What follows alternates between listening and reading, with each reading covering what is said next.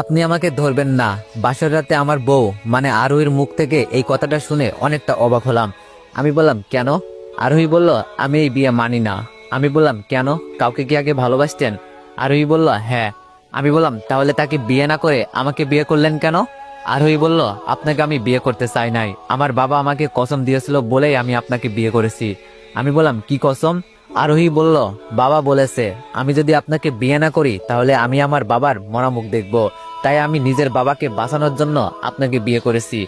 আমি বললাম, আপনি যে একজনকে ভালোবাসেন সেইটা আপনার বাবা জানতো না? আরোহী বলল, হ্যাঁ। আমি বললাম, তাহলে আপনার বাবা তার সাথে আপনার বিয়ে না দিয়ে আমার সাথে দিল কেন? আরোহী বলল, কারণ সেই ছেলেটি বেকার, আর অন্যদিকে আপনার এত এত টাকা আছে, তাই বাবা আপনার সাথে আমাকে বিয়ে করতে বাধ্য করেছে। আমি বললাম, ও, ওই ছেলেটি জানে আপনার বিয়ে হয়ে গেছে? আরোহী বলল, হ্যাঁ। আমি বললাম, ছেলেটি বিয়ে আটকাতে চেষ্টা করেনি? আরোহী বলল, করেছিল কিন্তু পারেনি।